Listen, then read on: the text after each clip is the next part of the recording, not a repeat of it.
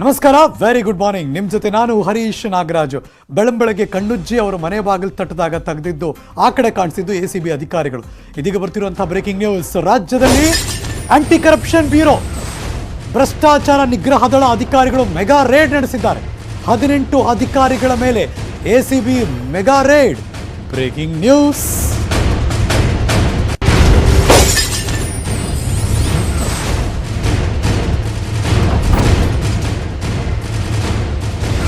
ರಾಜ್ಯಾದ್ಯಂತ 18 ಅಧಿಕಾರಿಗಳು, ಅವರಿಗೆ ಸಂಬಂಧಪಟ್ಟ ಹಾಗೆ 78 ಕಡೆ ಶೋಧ ನಡೀತಾ ಇದೆ. ಏಕಕಾಲದಲ್ಲಿ ಇವತ್ತು ಬೆಳಂಬೆಳಗ್ಗೆ BDA ಸೇರಿ 18 ಅಧಿಕಾರಿಗಳಿಗೆ ಬೆಳಂಬೆಳಗ್ಗೆ ಶಾಕ್ ಕೊಟ್ಟರು.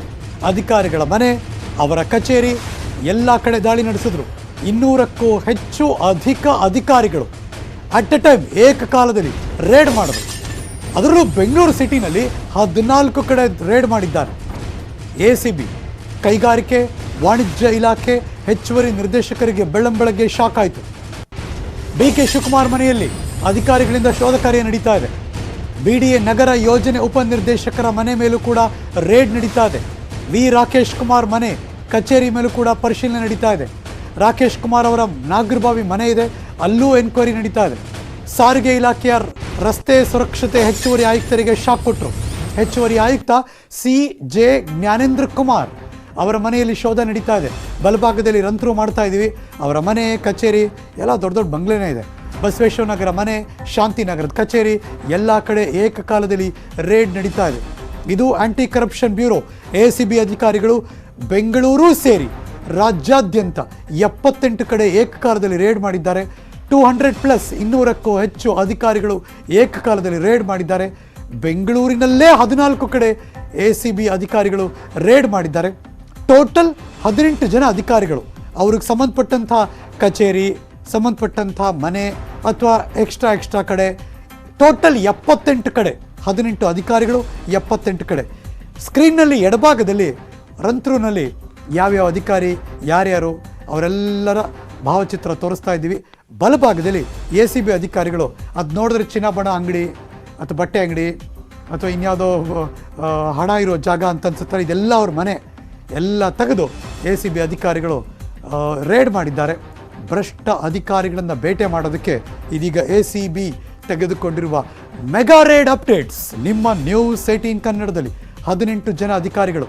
ರಮೇಶ್ ಕನ್ಕಟ್ಟೆ FFO ಸಾಮಾಜಿಕ ಅರಣ್ಯ ಯಾದಗಿರಿ, ಬಸವರಾಜ್ ಶೇಖರ ರೆಡ್ಡಿ ಪಾಟೀಲ EE ಅಂದರೆ ಎಕ್ಸಿಕ್ಯೂಟಿವ್ ಇಂಜಿನಿಯರ್ ಗೋಕಾಕ್, ಬಸವಕುಮಾರ್ ಶಿರಸ್ತೇದಾರ್ DC ಕಚೇರಿ Gadag, Gopinath N Malagi project manager Nirmiti Kendra Vijayapura, Shivanand B Sharanappa RFO Badami, Manjunath assistant commissioner Ramanagara, Srinivas general manager ಸಮಾಜ ಕಲ್ಯಾಣ ಇಲಾಖೆ, ಮಹೇಶ್ವರಪ್ಪ ಜಿಲ್ಲಾ ಪರಿಸರ ಇಲಾಖೆ ಅಧಿಕಾರಿ Davanagere, Krishna assistant executive APMC Haveri, Cheluvaraj ಅಬ್ಕಾರಿ inspector Gundlupet. Let's go live. Bengaluru ಮತ್ತು ಮೈಸೂರು ಭಾಗದಿಂದ ನನ್ನ ಇಬ್ಬರು ಸಹೋದ್ಯೋಗಿಗಳು ಲೈವ್ ಜಾಯಿನ್ ಆಗ್ತಿದ್ದಾರೆ. ಮಾತಾಡ್ಸೋಣ, ಏನೇನಾಗ್ತಿದೆ ಅಪ್ಡೇಟ್ ತಗೊಳ್ಳೋಣ. ಬೆಂಗಳೂರಿಂದ ನನ್ನ ಸಹೋದ್ಯೋಗಿ ಮುನಿರಾಜು ಜಾಯಿನ್ ಆಗ್ತಿದ್ದಾರೆ. ಮೈಸೂರಿಂದ ನನ್ನ ಸಹೋದ್ಯೋಗಿ ದಿವ್ಯೇಶ್ ಕೂಡ ಜಾಯಿನ್ ಆಗ್ತಿದ್ದಾರೆ. ಸ್ಕ್ರೀನಲ್ಲಿ ಎಡ ಮತ್ತು ಬಲಭಾಗದಲ್ಲಿ ನೋಡ್ತಾ ಇದ್ದೀರಾ. ಮೊದಲಿಗೆ ಬೆಂಗಳೂರು ಅಪ್ಡೇಟ್ಸ್ ಕೇಳೋಣ. ನನ್ನ ಸಹೋದ್ಯೋಗಿ ಮುನಿರಾಜು. Good morning Muniraju. ಬೆಂಗಳೂರಿನಲ್ಲಿ ಎಲ್ಲೆಲ್ಲಾಯಿತು, ಯಾರ್ಯಾರು ಇದಕ್ಕೆ ಇವತ್ತು ಒಳಪಟ್ಟರು ಮತ್ತು ಏನೇನು ಅಪ್ಡೇಟ್ ಸಿಗ್ತಾ ಇದೆ, ಎಷ್ಟೆಷ್ಟು ಆಸ್ತಿ ಪಾಸ್ತಿ ಹಣ ಲೆಕ್ಕಾಚಾರ ಸಿಗ್ತಾ ಇದೆ?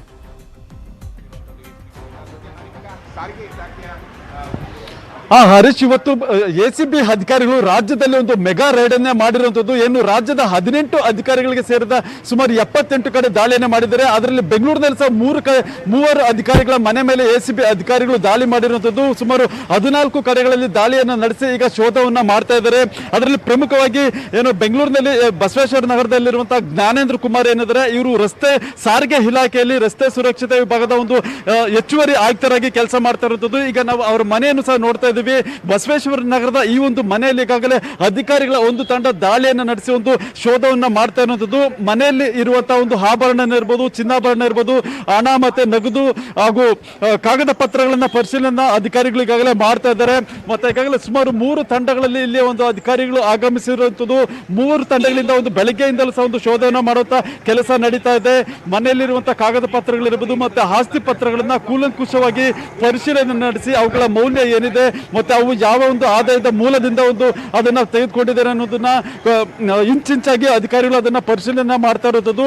ಮತ್ತೆ ಅದೇ ರೀತಿ BK ಶಿವಕುಮಾರ್ ಏನಿದ್ದಾರೆ ಅವರು ಕೈಗಾರಿಕೆ ಮತ್ತೆ ವಾಣಿಜ್ಯ ಇಲಾಖೆಯಲ್ಲಿ ಸಹ ಅವರು ಕೆಲಸ ಮಾಡ್ತಾ ಇರೋದು. ಅವ್ರಿಗೆ ಸೇರಿದ ಒಂದು ಕುರುಬರಲ್ಲಿ ಒಂದು ಮನೆ ಮೇಲೆ ಸಹ ಅಧಿಕಾರಿಗಳು ದಾಳಿಯನ್ನು ಮಾಡಿದ್ದಾರೆ. ಮತ್ತೆ ಅದೇ ರೀತಿ ರಾಕೇಶ್ ಕುಮಾರ್ ಎಂಬುವರು ಅವರು BDAನಲ್ಲಿ ನಗರ ಯೋಜನೆಯಲ್ಲಿ ಕೆಲಸ ಮಾಡ್ತಾ ಇದ್ದಾರೆ. ಅವರ ಒಂದು ಮನೆಯಲ್ಲೂ ಸಹ ಒಂದು ಅಧಿಕಾರಿಗಳು ದಾಳಿಯನ್ನು ಮಾಡಿ ಬೆಂಗಳೂರಿನಲ್ಲಿ ಶೋಧವನ್ನು ಮಾಡ್ತಾ ಇರೋದು. ಒಟ್ಟು ಬೆಂಗಳೂರಿನ 3 ಅಧಿಕಾರಿಗಳಿಗೆ ಸೇರಿದ ಸುಮಾರು 14 ಕಡೆಗಳಲ್ಲಿ 100ಕ್ಕೂ ಹೆಚ್ಚು ACB ಅಧಿಕಾರಿಗಳಿಗೆ ಒಂದು ದಾಳಿಯನ್ನ ಮಾಡಿರುತ್ತದೆ. ಬೆಳಗ್ಗೆಯಿಂದಲೂ ಸಹ ಸುಮಾರು 6 ಗಂಟೆಯಿಂದ ಈ ಒಂದು ದಾಳಿಯನ್ನು ನಡೆಸಿ ಮನೆಯಲ್ಲಿರುವಂತಹ ಕಾಗದ ಪತ್ರಗಳು, ನಗದು, ಹಣ ಮತ್ತೆ ಇತರ ಒಂದು ಪ್ರಮುಖ ಒಂದು ವಸ್ತುಗಳನ್ನ ಮೌಲ್ಯಮಾಪನ ಮಾಡುವಂತಹ ಕೆಲಸವನ್ನ ACB ಅಧಿಕಾರಿಗಳು ಮಾಡ್ತಾ ಇದ್ದಾರೆ. ಕೆಲವರು ಮನೆ ಬೆಳ್ಳಿ ವಸ್ತುಗಳು, ಚಿನ್ನಾಭರಣ ಮತ್ತೆ ನಗದು ಹಣವು ಸಹ ಪತ್ತೆಯಾಗಿದ್ದು ಅವುಗಳನ್ನ ಕೂಲಂಕುಷವಾಗಿ ಎಷ್ಟು ವ್ಯಾಲ್ಯೂ ಇದೆ ಮತ್ತೆ ಅದರ ಎಷ್ಟು ಮೌಲ್ಯ ಬೆಲೆ ಎಷ್ಟು ಅನ್ನೋದನ್ನ ತನಿಖೆ ಮಾಡ್ತಾ ಇದ್ದಾರೆ. Harish, welcome back to you. ಮತ್ತಷ್ಟು ಅಪ್ಡೇಟ್ಸ್ಗೆ ಲೆಟ್ಸ್ ಗೋ ಲೈವ್. ಮೈಸೂರಿಗೆ ಹೋಗೋಣ. ನನ್ನ ಸಹೋದ್ಯೋಗಿ ದಿವ್ಯೇಶ್ ಕೂಡ ಜಾಯ್ನ್ ಆಗಿದ್ದಾರೆ. Good morning Divyesh. ಮೈಸೂರಲ್ಲಿ ಯಾರ್ಯಾರ ಮನೆ ಕಚೇರಿ ಮೇಲೆ ದಾಳಿ ಆಗ್ತಾ ಇದೆ, ಯಾವ ಡಿಪಾರ್ಟ್ಮೆಂಟ್ಗೆ ಸಂಬಂಧಪಟ್ಟವರು, ಈಗ ಏನೇನು ಅಪ್ಡೇಟ್ ಸಿಗ್ತಾ ಇದೆ ಅಲ್ಲಿಂದ?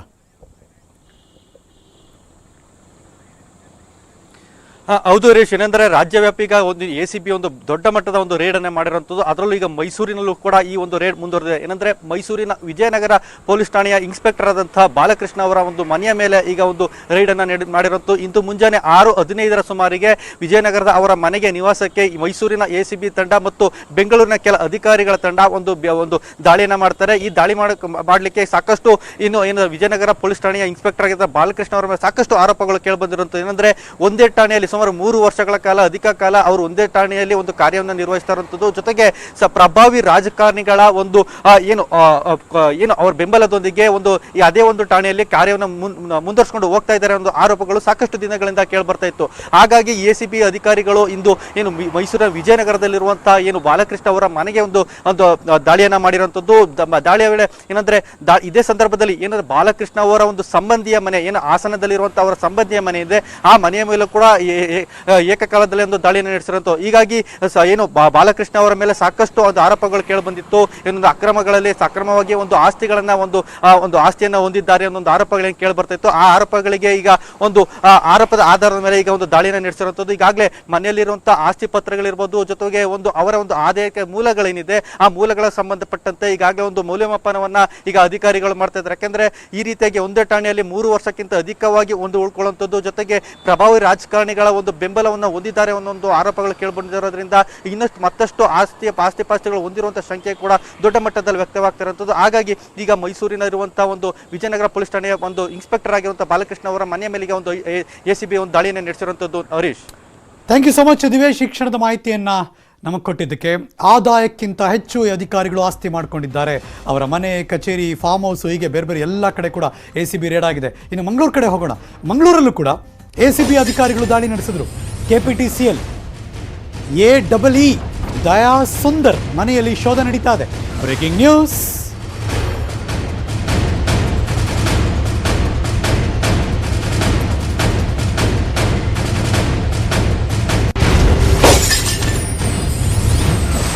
AEE KPTCLನ assistant executive engineer Daya Sundar ಅಂತ ಅವರ ಹೆಸರು. ಅವ್ರ ಮನೆಯಲ್ಲಿ ಶೋಧ ನಡೀತಾ ಇದೆ. ಮಂಗಳೂರು ಸಿಟಿ ಮಲ್ಲಿಕಟ್ಟೆ ಹತ್ತಿರ ಇದೆ ಅವರ ಕಚೇರಿ ಮತ್ತು ಮನೆ. ಎಲ್ಲ ಕಡೆ ತಲಾಶ್ ಮಾಡ್ತಿದ್ದಾರೆ. ಇದು ಮಂಗಳೂರಿಂದ ಬರ್ತಿರೋ ACB ರೇಡ್ ಅಪ್ಡೇಟ್.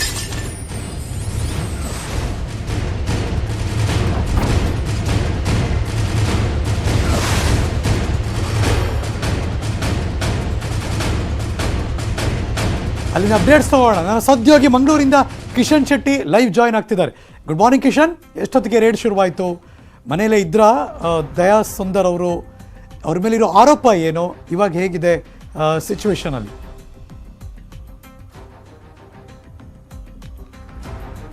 ಹರೀಶ್, ಮುಂಜಾನೆ ಸುಮಾರು 5 ಗಂಟೆ ವೇಳೆಗೆ 2 ACB ಅಧಿಕಾರಿಗಳ ತಂಡ ದಾಳಿ ಮಾಡಿರುವಂಥದ್ದು. ಮಂಗಳೂರಿನ ಕದ್ರಿ ಮಲ್ಲಿಕಟ್ಟೆಯಲ್ಲಿರುವಂತಹ ಒಂದು ನಿವಾಸಕ್ಕೆ 8 ಮಂದಿ ಅಧಿಕಾರಿಗಳ ತಂಡ ದಾಳಿ ಮಾಡಿದರೆ, ಇನ್ನೊಂದು ಮನೆ ಮಂಗಳೂರಿನ ಕದ್ರಿ ಕಂಬಳದಲ್ಲಿರುವಂಥದ್ದು, ಆ ಮನೆ ಕೂಡ ಅಧಿಕಾರಿಗಳು ದಾಳಿ ಮಾಡಿದ್ದಾರೆ. ಕುಲಶೇಖರದಲ್ಲಿರುವಂತಹ ಕಚೇರಿಗೂ ಕೂಡ ದಾಳಿ ಮಾಡಿದ್ದಾರೆ. ಸದ್ಯ ನಾವು ಮಂಗಳೂರಿನ ಮಲ್ಲಿಕಟ್ಟೆಯಲ್ಲಿರುವಂತಹ ಅವರ ಮನೆಯ ಮುಂಭಾಗದಲ್ಲಿದ್ದೇವೆ. ನೀವು ದೃಶ್ಯಗಳಲ್ಲಿ ಗಮನಿಸ್ತಾ ಇದ್ದೀರಿ. ದಯಾಸುಂದ ಅವರು ಈ ವಿಜಯ ಅಪಾರ್ಟ್ಮೆಂಟ್ ಅಲ್ಲಿ ವಾಸವಾಗ್ತಾ ಇದ್ದಾರೆ. ಅವರು ACB ದಾಳಿಯಾದ ಸಂದರ್ಭದಲ್ಲಿ ಕೇವಲ ಅವರ ಸಂಬಂಧಿಕರು ಮಾತ್ರ ಇದ್ರು ಅನ್ನೋದು ಸದ್ಯದ ಮಾಹಿತಿ. ಮತ್ತು ಅವರು ಕದ್ರಿ ಕಂಬಳದಲ್ಲಿರುವಂತಹ ಇನ್ನೊಂದು ಮನೆಯಲ್ಲಿದ್ದರು, ಅಲ್ಲಿಯೂ ಕೂಡ ACB ಅಧಿಕಾರಿಗಳು ದಾಳಿಯನ್ನು ಮಾಡಿದ್ದಾರೆ. ಇವರ ಮೇಲೆ ಮಹತ್ತರದ ಭ್ರಷ್ಟಾಚಾರದ ಆರೋಪ ಕೂಡ ಇದೆ ಅನ್ನೋದು ಸ್ಥಳೀಯರು ಅಂದರೆ ಪ್ರಾಥಮಿಕ ಮಾಹಿತಿ ಕೊಟ್ಟಿರುವಂಥದ್ದು. ಆನಂತರವಾಗಿ ಈ ಬಗ್ಗೆ ಸಾಕಷ್ಟು ಅಧಿಕಾರಿಗಳು ಇಲ್ಲಿ ತಪಾಸಣೆಯನ್ನು ಕೂಡ ಮಾಡಿದ್ದಾರೆ. 2 ಮನೆಗಳು ಮತ್ತು ಅವರ ಕಚೇರಿಯ ಮೇಲೆ ಕೂಡ ಏಕಕಾಲದಲ್ಲಿ ದಾಳಿಯನ್ನು ಮಾಡಿದ್ದಾರೆ. ಮೈಸೂರು ಮತ್ತು ಬೆಂಗಳೂರಿಂದ ಬಂದಂತಹ ಅಧಿಕಾರಿಗಳ ತಂಡ ಈ ದಾಳಿಯನ್ನು ಮಾಡಿರುವಂಥದ್ದು.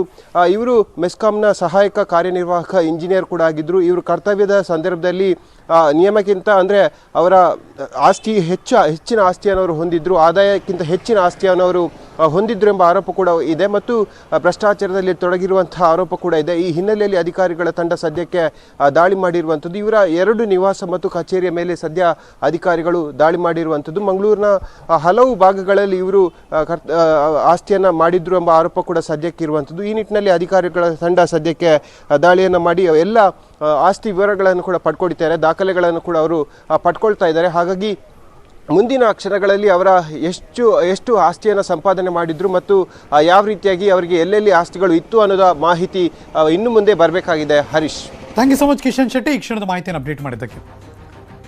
ಇನ್ನಷ್ಟು ಅಪ್ಡೇಟ್ಸ್ ಕೊಡ್ತೀನಿ, ಅದಕ್ಕೂ ಮುಂಚೆ ಒಂದು ಚಿಕ್ಕ ಬ್ರೇಕ್. ಎಲ್ಲೂ ಹೋಗದೆ ಕಾಯ್ತಾ ಇರಿ.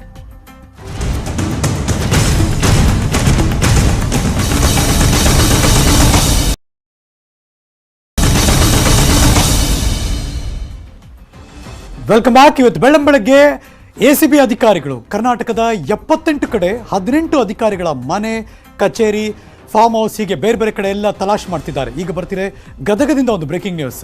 ಗದಗದ ಉಪ ತಹಸೀಲ್ದಾರ್ BS ಅಣ್ಣಿಗೇರಿ ಅವರ ಮನೆ ಅದೃಶ್ಯ ನೋಡ್ತಾ ಇದ್ದೀರಾ, exclusive on news 18 Kannada. BS Annigeri ಮನೆ ಮೇಲೆ ACB ರೇಡ್ ಆಯಿತು. ಗದಗ ನಗರದ ಪಂಚಾಕ್ಷರಿ ನಗರದಲ್ಲಿ ಅವ್ರ ಮನೆ ಇದೆ. ಅಳಿಯನ ಮನೆ ಹಾಗೂ DC ಆಫೀಸ್ನ ಕಚೇರಿ, ಜೊತೆಗೆ ಹುಯಿಲಗೋಳ ನಾರಾಯಣರಾಯರ ಸರ್ಕಲ್ನಲ್ಲಿ ಇದೆ ಅವರ ಖಾಸಗಿ ಕಚೇರಿ, ಪ್ರೈವೇಟ್ ಆಫೀಸ್ ಬೇರೆ, ಅಲ್ಲೂ ಕೂಡ ದಾಳಿ ಮಾಡಿದ್ದಾರೆ. ಕಂಪ್ಲೀಟ್ ಪರಿಶೀಲನೆ ಮಾಡ್ತಿದ್ದಾರೆ. ಅದರ ದೃಶ್ಯ ನೋಡ್ತಾ ಇದ್ದೀರಿ. ಎಡಭಾಗದಲ್ಲಿ ನೋಡ್ತಿರೋದು ಅದೇ ಗದಗದ ಉಪ ತಹಸೀಲ್ದಾರ್ BS ಅಣ್ಣಿಗೇರಿ ಅವರ ಹೆಸರು.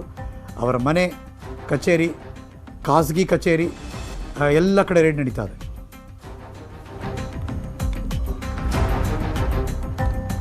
ಅಲ್ಲಿಂದ ಕ್ವಿಕ್ ಆಗಿ ಯಾದಗಿರಿ ಕಡೆ ಹೋಗೋಣ. ಯಾದಗಿರಿಯ ವಲಯ ಅರಣ್ಯ ಅಧಿಕಾರಿ ರಮೇಶ್ ಅವರ ಕಚೇರಿ ಹಾಗೂ ನಿವಾಸದ ಮೇಲೂ ಕೂಡ ACB ರೇಡ್ ಮಾಡಿದ್ದಾರೆ. ಅದರ ದೃಶ್ಯ ನೋಡ್ತಾ ಇದ್ದೀರಿ. ಇದು ಅವ್ರ ಮನೆ. ಇದು ಯಾದಗಿರಿ ನಗರದ ಕಚೇರಿ ಹಾಗೂ ಸರ್ಕಾರಿ ನಿವಾಸದ ಮೇಲೆ ದಾಳಿ ಮಾಡಿದ್ರು 6 ಜನ ಅಧಿಕಾರಿಗಳು. ವಲಯ ಅರಣ್ಯಾಧಿಕಾರಿಗಳ ಕಚೇರಿ, ಸಾಮಾಜಿಕ ಅರಣ್ಯ ವಲಯ, ಅವರ ಮನೆ ಮತ್ತು ಕಚೇರಿ ಮೇಲೆ ಏಕಕಾಲದ ರೇಡ್ ಮಾಡಿದ್ದಾರೆ. 6 ಜನ ಇದ್ದಾರೆ, ಪರಿಶೀಲನೆ ಮಾಡ್ತಿದ್ದಾರೆ. ಬೀದರ್ನ ನಿವಾಸದ ಮೇಲೂ ಮನೆಯೂ ಕೂಡ ಅಲ್ಲೂ ಇದೆ, ಅಲ್ಲೂ ಕೂಡ ದಾಳಿ ಮಾಡಿ ಅಧಿಕಾರಿಗಳು ಕಂಪ್ಲೀಟ್ ಆಗಿ ಎನ್ಕ್ವೈರಿ ಮಾಡ್ತಿದ್ದಾರೆ.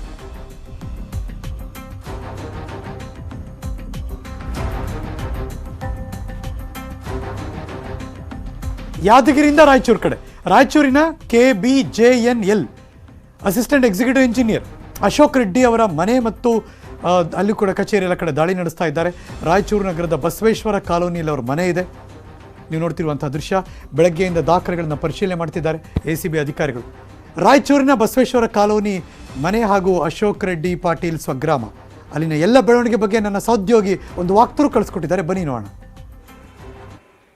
ರಾಜ್ಯದ ಹಲವೆಡೆ ಇವತ್ತೇನು ACB ಅಧಿಕಾರಿಗಳು ದಾಳಿ ನಡೆಸಿರ್ತಕ್ಕಂತಹ ಬೆನ್ನಲ್ಲೇ ಇವತ್ತು ರಾಯಚೂರು ಜಿಲ್ಲೆಯ ರಾಯಚೂರು ನಗರದಲ್ಲಿರ್ತಕ್ಕಂತಹ ಬಸವೇಶ್ವರ ಕಾಲೋನಿಯ ಅಶೋಕ್ ರೆಡ್ಡಿ ಎನ್ನುವಂತಹ KBJNL ಅಧಿಕಾರಿಯ ಮನೆ ಮತ್ತು ಕಚೇರಿಗಳ ಮನೆ ಮೇಲೂ ಕೂಡ ದಾಳಿಯಾಗಿದೆ. ನಾವಿವತ್ತು ರಾಯಚೂರು ಬಸವೇಶ್ವರ ಕಾಲೋನಿಯಲ್ಲಿ ಇರತಕ್ಕಂತಹ ಅಶೋಕ್ ರೆಡ್ಡಿ ಅವರ ಮನೆಯ ಮುಂಭಾಗದಲ್ಲಿದ್ದೀವಿ. ನಿಮಗೆ ಈಗೇನು ಕಾಣಿಸ್ತಾ ಇದೆಯಲ್ಲ, ಈಗಾಗಲೇ ಬೆಳ್ಳಂಬೆಳಗ್ಗೆ ಏನು ಅಧಿಕಾರಿಗಳು ACB ಅಧಿಕಾರಿಗಳು DYSP ವಿಜಯ್ ಕುಮಾರ್ ಅವರ ನೇತೃತ್ವದಲ್ಲಿ ಈಗಾಗಲೇ ಅಧಿಕಾರಿಗಳು ಇವತ್ತು ಅಶೋಕ್ ರೆಡ್ಡಿ ಅವರ ಮನೆ ಮೇಲೆ ದಾಳಿಯನ್ನು ನಡೆಸಿದ್ದಾರೆ. ಇವರು KBJNL ಕೃಷ್ಣ ಭಾಗ್ಯ ಜಲ ನಿಗಮ ಎನ್ನುವಂತಿದೆ, ಆ ಒಂದು ಇಲಾಖೆಯಲ್ಲಿ ಇವತ್ತು AEE ಆಗಿ ಕೆಲಸವನ್ನ ಮಾಡ್ತಾ ಇದ್ದಾರೆ.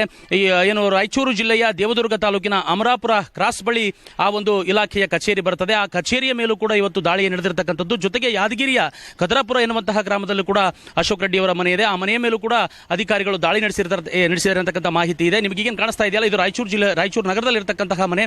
ಈಗಾಗಲೇ ಅಧಿಕಾರಿಗಳು ಒಳಗಡೆ ಅನೇಕ ದಾಖಲೆಗಳನ್ನು ಇವತ್ತು ಪರಿಶೀಲನೆ ಮಾಡ್ತಾ ಇದ್ದಾರೆ. ಕೃಷ್ಣ ಭಾಗ್ಯ ಜಲ ನಿಗಮ ಏನಿದೆ, ಇದೊಂದು ನೀರಾವರಿ ಇಲಾಖೆಯಾಗಿದ್ದು ಜಿಲ್ಲೆಯ ಹಲವು ಏನು ಏರಿಯಾಗಳಲ್ಲಿ ಬರ್ತಕ್ಕಂತಹ ಕಾಲುವೆಗಳಿಗೆ, ನೀರು ಹರಿಸ್ತಕ್ಕಂತಹ ಕಾಲುವೆಗಳಿಗೆ ಸಾವಿರಾರು ಕೋಟಿ ರೂಪಾಯಿ ಹಣ ಮಂಜೂರಾಗ್ತದೆ. ಹಾಗೆ ಮಂಜೂರಾಗ್ತಕ್ಕಂತಹ ಹಣದ ಒಂದು ವಿಚಾರದಲ್ಲಿ ಸಾಕಷ್ಟು ಭ್ರಷ್ಟಾಚಾರ ನಡೆದಿದೆ ಅಂತಕ್ಕಂತಹ ಆರೋಪದ ಹಿನ್ನೆಲೆಯಲ್ಲಿ ಎಸಿಬಿ ಅಧಿಕಾರಿಗಳು ಸಾಕಷ್ಟು ಮಾಹಿತಿಯನ್ನು ಕಲೆ ಹಾಕಿಕೊಂಡು ಇವತ್ತು ಬೆಳ್ಳಂಬೆಳಗ್ಗೆ ಇವತ್ತು ದಾಳಿಯನ್ನು ನಡೆಸಿದ್ದಾರೆ.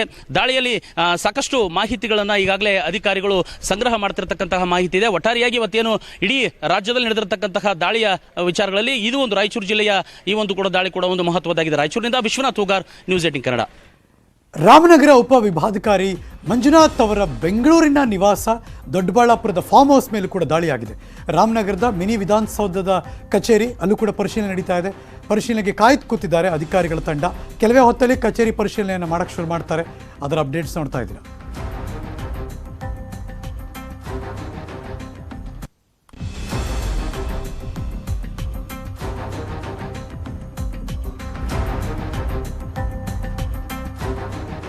ನ್ಯೂಸ್ ಮುಂದುವರಿಯುತ್ತೆ. ಮತ್ತೊಂದು ಬ್ರೇಕ್ ಆದಮೇಲೆ ಎಲ್ಲೂ ಹೋಗದೆ ಕಾಯ್ತಾ ಇರಿ.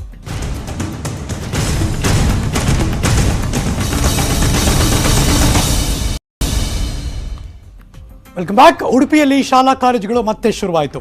6 ವಿದ್ಯಾರ್ಥಿಗಳು ಇನ್ನೂ ಬಂದಿಲ್ಲ ಶಾಲೆಗೆ. ಕೆಲವರು ಹಿಜಾಬ್ ಅನ್ನು ತೆಗೆದಿಟ್ಟು ತರಗತಿಗಳಿಗೆ ಬರ್ತಿದ್ದಾರೆ. ಮುಂಜಾಗ್ರತಾ ಕ್ರಮವಾಗಿ ಉಡುಪಿಯಲ್ಲಿ ಈಗಾಗಲೇ 144 ಅಂದರೆ ನಿಷೇಧಾಜ್ಞೆ ಜಾರಿಗೊಳಿಸಲಾಗಿದೆ.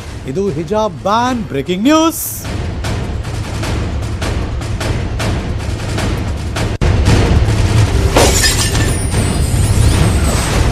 ಶಾಲೆಗಳ ತರಗತಿಯ ಒಳಗಡೆ ಹಿಜಾಬ್ ಅನ್ನ ಹಾಕಿಕೊಂಡು ಬರುವ ಹಾಗಿಲ್ಲ. ಇದು ಹೈಕೋರ್ಟ್ ನಿನ್ನೆ ಕೊಟ್ಟಂತಹ ಐತಿಹಾಸಿಕ ತೀರ್ಪು. ಇದೀಗ ಬರ್ತಿರೋ ಬ್ರೇಕಿಂಗ್ ನ್ಯೂಸ್. ಗಲಾಟೆ ಆಗ್ಬಿಡ್ಬೋದು, ಗದ್ದಲ ಆಗ್ಬೋದು ಅಂತ ಕಟ್ಟೆಚ್ಚರ ವಹಿಸಿದ್ದಾರೆ ಖಾಕಿ ಪಡೆ ಕೂಡ. ಶುರುವಾಗಿದ್ದೇ ಉಡುಪಿಯಿಂದಲ್ವೇ. ಸೊ ಹಾಗಾಗಿ ಉಡುಪಿಯಲ್ಲಿ ಶಾಲಾ ಕಾಲೇಜು ಮತ್ತೆ ಶುರುವಾಯಿತು. 6 ಜನ ವಿದ್ಯಾರ್ಥಿಗಳು ಯಾರು ಹೈಕೋರ್ಟ್ ಮೆಟ್ಲೇರಿದ್ರು ಅವರು ಇನ್ನೂ ಬಂದಿಲ್ಲ. ಕೆಲವರು ಹಿಜಾಬನ್ನು ತೆಗೆದಿಟ್ಟು ತರಗತಿಗಳು ಹಾಜರಾಗ್ತಿದ್ದಾರೆ. ಮುಂಜಾಗ್ರತಾ ಕ್ರಮವಾಗಿ ಉಡುಪಿಯಲ್ಲಿ ನಿಷೇಧಾಜ್ಞೆ ಜಾರಿ ಇರಿದೆ. ಮಾರ್ಚ್ 21 ತನಕ ಉಡುಪಿ ಜಿಲ್ಲೆಯಲ್ಲಿ 144 ಸೆಕ್ಷನ್ ಜಾರಿ ಇರಿದೆ.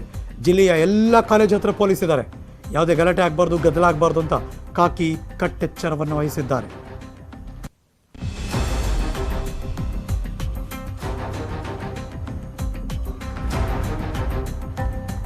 ಇದು ಮಹತ್ತರ ಬೆಳವಣಿಗೆ.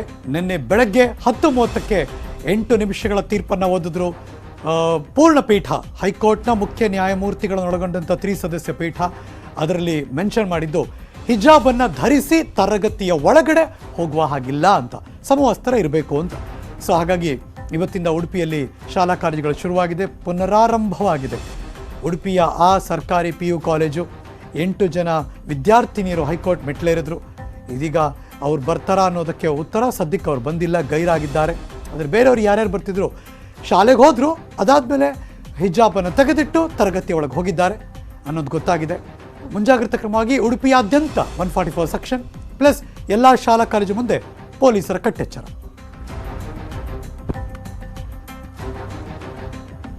ಇಲ್ಲಿಗೆ ಈ ಕ್ಷಣದ ನ್ಯೂಸ್ ಮುಗಿಸಿ ನಾನು ಹೋಗಿ ಬರ್ತೀನಿ. ಮತ್ತೆ ಸಿಗ್ತೀನಿ ಮುಂದಿನ ಸುದ್ದಿಗಳಲ್ಲಿ. ಆದರೆ ಪಕ್ಕಾ ನ್ಯೂಸ್ಗೆ ನೀವ್ಯಾವಾಗಲೂ ನೋಡ್ತಾ ಇರಿ ನ್ಯೂಸ್ 18 ಕನ್ನಡ.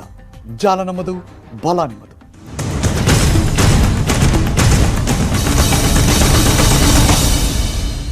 ಈ ವಾರ್ತೆಯ ಮುಖ್ಯಾಂಶಗಳ ಪ್ರಾಯೋಜಕ